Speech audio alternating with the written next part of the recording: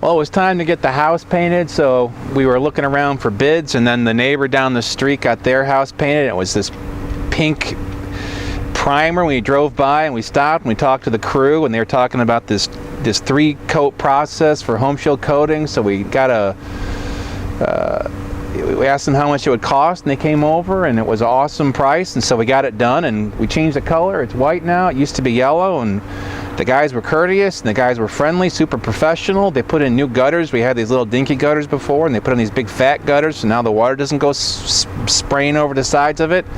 We're super happy with it, and we love it.